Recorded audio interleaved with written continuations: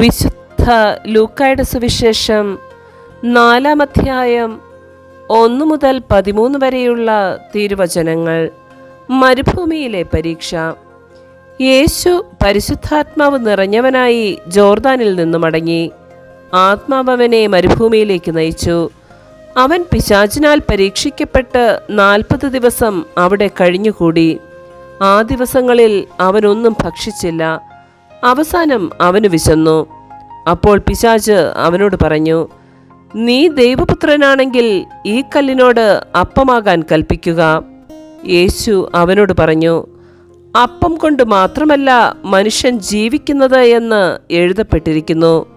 പിന്നെ പിശാച് അവനെ ഒരു ഉയർന്ന സ്ഥലത്തേക്ക് കൊണ്ടുപോയി.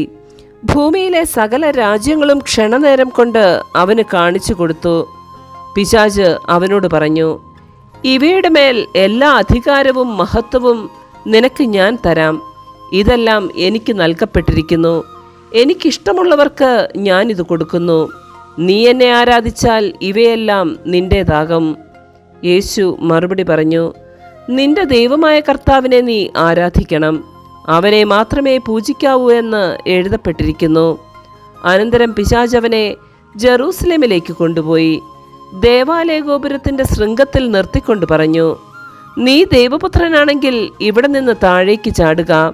നിന്നെ സംരക്ഷിക്കാൻ അവൻ ദൂതന്മാരോട് കൽപ്പിക്കുമെന്നും നിന്റെ കാൽ കല്ലിൽ തട്ടാതെ അവർ നിന്നെ കൈകളിൽ താങ്ങിക്കൊള്ളുമെന്നും എഴുതപ്പെട്ടിട്ടുണ്ടല്ലോ. യേശു പറഞ്ഞു, നിന്റെ ദൈവമായ കർത്താവിനെ പരീക്ഷിക്കരുത് എന്നും പറയപ്പെട്ടിരിക്കുന്നു. അപ്പോൾ പിശാച് പ്രലോഭനങ്ങളെല്ലാം അവസാനിപ്പിച്ച് നിശ്ചിത കാലത്തേക്ക് അവനെ വിട്ടുപോയി. നമ്മുടെ കർത്താവായ മിശിഹായ്ക്ക് സ്തുതി.